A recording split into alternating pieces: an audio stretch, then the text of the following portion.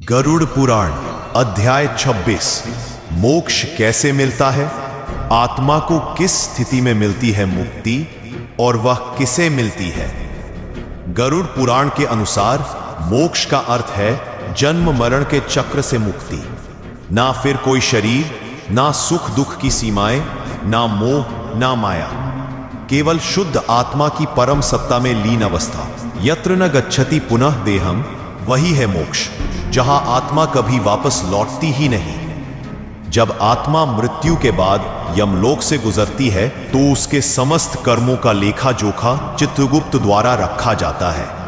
यदि पापों का बोझ अधिक है, आत्मा को पुनः नरक भेजा जाता है। यदि पुण्य अधिक है, स्वर्ग में थोड़ी विश्रांति मिलती है। लेकिन अगर आत्मा पूर्ण वैराग्य, भक्ति और विवेक के साथ जीवन जिए तो उसे मिलती है मुक्ति। न हर कोई मोक्ष का अधिकारी बनता है। मोक्ष उन्हीं को मिलता है जिन्होंने सत्कर्म किए हों, मन, वाणी और कर्म से पवित्र जीवन जिया हो, मोह माया से ऊपर उठे हों, ईश्वर की भक्ति को सर्वोपरि माना हो। ध्यान दें, केवल दान व्रत यज्ञ से मोक्ष नहीं मिलता। अगर वह अहंकार और दिखावे से किया गया है तो आत्मा पुनः जन्म लेती है। भक्ति बिना मोक्ष असंभव है। गरुड़ पुराण कहता है, जो व्यक्ति अंतिम समय में नारायण का स्मरण करता है, उसकी आत्मा बिना रुकावट के भगवान के धाम को प्राप्त करती है। जो मृत्यु के समय तक भी लोभ, मोह, क्रोध में डूबा हो, उसकी आत्मा अनेक योनियों में भटकती है। जीवन भर पूजा करके भी अगर अंत समय में अहंकार है तो मुक्ति नहीं। लेकिन जिसने एक बार भी सच्चे हृदय से हरि को पुकारा, वह मुक्त हो जाता है। अग्नि संस्कार, गायत्री मंत्र, श्राद्ध तर्पण, ये सब केवल माध्यम है। मूल उद्देश्य है आत्मा की मुक्ति।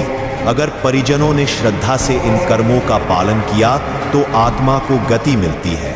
लेकिन अगर आत्मा स्वयं जीवन में भक्ति और सत्कर्म नहीं कर पाई तो कोई अनुष्ठान उसे मोक्ष नहीं दिला सकता। गरुड़ पुराण चेतावनी देता है, ये आत्माएं कभी मोक्ष नहीं पाती। हिंसा करने वाले, अत्यधिक वासना में डूबे हुए, माता पिता का अनादर करने वाले, धर्म को अपमानित करने वाले, पाखंडी, झूठे और छल करने वाले। अब सबसे महत्वपूर्ण प्रश्न, आत्मा को मोक्ष कैसे प्राप्त होता है? गरुड़ पुराण उत्तर देता है, सच्ची भक्ति से। यदि आत्मा भगवान के चरणों में समर्पित हो जाए, ज्ञान से जिसने आत्मा समझ लिया, देह नहीं, वैराग्य से जिसने जीवन के मोहजाल को काट फेंका, कर्म शुद्धि से जिसने हर कार्य में दूसरों का कल्याण चाहा। गरुड़ पुराण का वर्णन अद्भुत है।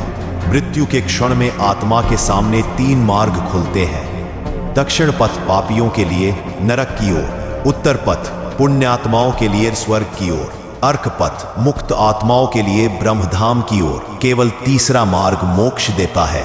मोक्ष के लक्षण क्या है? अगर आत्मा को मोक्ष मिला है तो उसके संकेत होते हैं। मृत्यु के बाद शरीर से सुगंध आती है, मुख पर शांति और तेज होता है, चित्त में अद्भुत शांति का अनुभव होता है।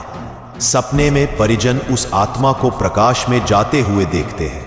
मोक्ष ही आत्मा की अंतिम मंजिल है। जब तक आत्मा मोह, क्रोध, वासना और अहंकार में बंधी है, वह जन्मों तक भटकती रहती है। लेकिन जो आत्मा सत्य, सेवा और सच्ची भक्ति को अपना लेती है, वह देह छोड़ने के बाद ब्रह्म में विलीन हो जाती है।